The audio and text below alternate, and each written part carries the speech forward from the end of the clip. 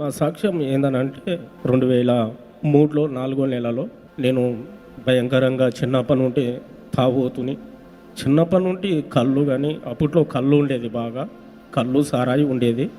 నేను 14 సంవత్సరాల నుండి చిన్నప్పటి నుండే తల్లిదండ్రికి మాట వినకూడగను, లోపడకూడగను. నేను అనేక మార్లు కళ్ళ కంపల వల్ల కళ్ళు తాగుతూ విచ్చలవిడిగా తిరుగుతూ విచ్చలవిడిగా వ్యసనాలకి పాలయ్యి చాలా ఘోరంగా బతుకుతూ మా కుటుంబం రక్షించబడింది కాదు. ఆ కాలంలో మేము ఎదిగిన కొద్దిగల మేము అకరంగా సంబంధంలో పడి బొంబాయి మఠం పోయి నేను అన్నీ పాడైపోయిన తర్వాతగా ఒకనాడు మళ్ళీ అనుకోకుండా అక్కర సంబంధంలో పడి నేను లోపైపోయింటి.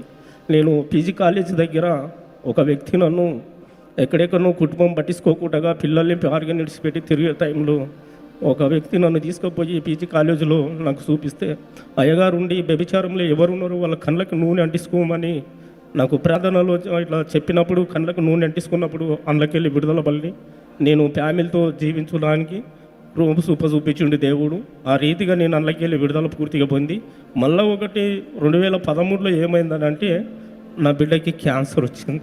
ఎన్నపూసలో దేవుడు స్వత ఇచ్చిండు. 4th క్లాసులో ఉండే లాస్ట్ విండ్లో దేవుడు న్యాయం చేసిండు. అంత బాగా అయిన తర్వాతగా నేను హాస్పిటల్ పోతుంటే, ఇక్కడ వాక్యం ఎన్ని హాస్పిటల్ పోతుంటే అయితే తాగిపోతుంటే, నేను ఈ వాక్యం అయిపోయిన తర్వాత తాగి హాస్పిటల్ గడిపోతుంటే ఆ వాచ్మెన్ నుండి నువ్వు తాగొచ్చు, నీ బిడ్డ హాస్పిటల్ ఉన్నా కూడా ఇంకా బయటికి వెళ్ళిపో అన్నాడు. అయితే నేను దేవా ఈ తాగుడు నుండి నాకు ఇమిచ్చి కలిగించు నాయన, ఇంత ఆపత్తి పెట్టుకుని కూడా నేను తాగుడులో ఉంటే నాకు మంచిది కాదు ప్రభువా, అన్నిట్లలో మేలు చేసినావు, ఇది ఒక్కటి నాకు అని చెప్పేసి మళ్ళీ నెక్స్ట్ రోజు వచ్చి నేను ఇక్కడ బాగా మోకరించి ప్రార్థన చేసినాను.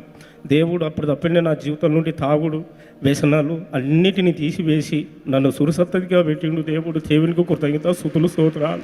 నాన్న, మీరు ఎన్ని సంవత్సరాల నుంచి త్రాగేవారు?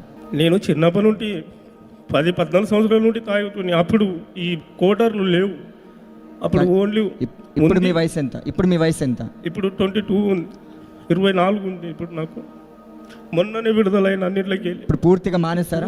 పూర్తిగా త్రాగు నుంచి ఏమీ లేదు, అన్ని పోయినాయి. పాపం నుండి కూడా విడుదల పొందారు. అన్ని పోయినాయి, అన్ని సురసత్తగా. మీ కుటుంబం సంతోషంగా ఉందా? ఇప్పుడు సంతోషంగా ఉంది.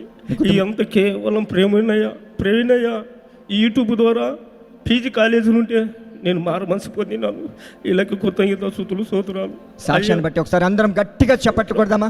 ప్రతి శనివారం స్వస్థ సభండి Calvary promise and Hyderabad Hayath Nagar Ramoji film city దగ్గర. ఎవరు మిస్ అవ్వకండి.